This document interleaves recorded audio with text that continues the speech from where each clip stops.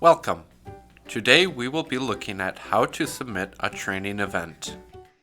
Training may be submitted through either an individual registry trainer account or through a training sponsor organization. Use the drop-down menu at the top to toggle between your personal profile and your organization. Okay, let's go to the training entry page. Please keep in mind it is best practice to schedule your training event before the training occurs. Click on the Events tab and select New Event. You will notice your courses listed on the right.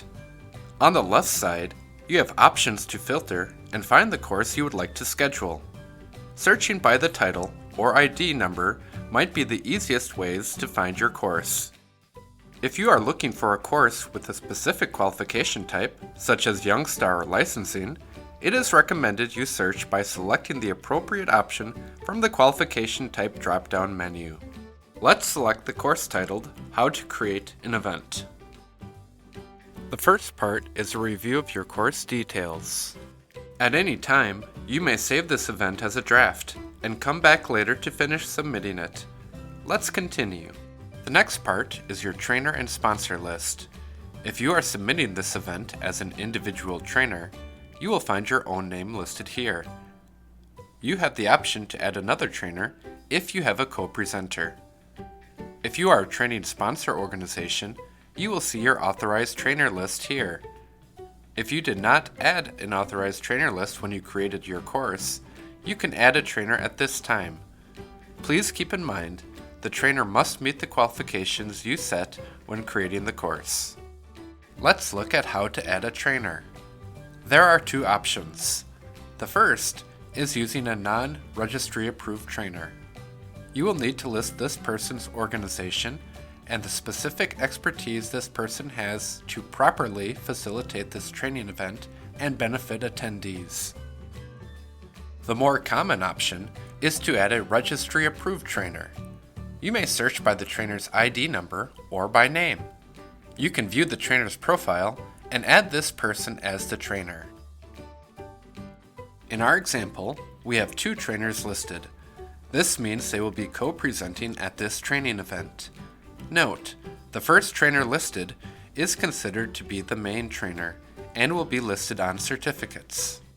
As you can see, you have options to remove or change the additional trainer. If the training is sponsored by a training organization, an individual may select the training sponsor here. Johnny Test, our example, does not have an organization sponsoring this training, so we will continue. Next, you have some details to decide. First is if you would like your event to appear on our public statewide training calendar.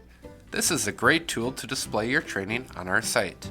You also have location options. You can list if this training will happen in a classroom, online, or by correspondence. We will choose classroom since this is an in-person training. Type in the address. Note, you may use locations and use them again for future training events. Select self-paced if individual participants complete the training on a different date. Usually this applies to web-based or correspondence training. If your training occurs over the course of more than one day, select multiple sessions. Attendees must attend every session to receive credit for the training. Keep in mind that if you are giving the training to different attendees, this is not a multiple session event. Here is where we set the date and the time of the event.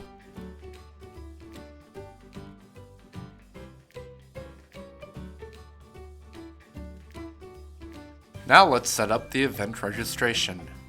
If you would like individuals to register for your event beforehand, click Yes. You can set the registration deadline, list the fee if there is one, and include a link to your registration website. Make sure to review your event information. Click the Manage button to edit the event before submitting. After you submit, the event will be listed as pending and will be reviewed by registry staff within 5 business days. You will receive an email notification once the event has been reviewed. After your event is approved, click on the Events button at the top to duplicate, reschedule, mark your event as complete after it has occurred, or cancel the event entirely.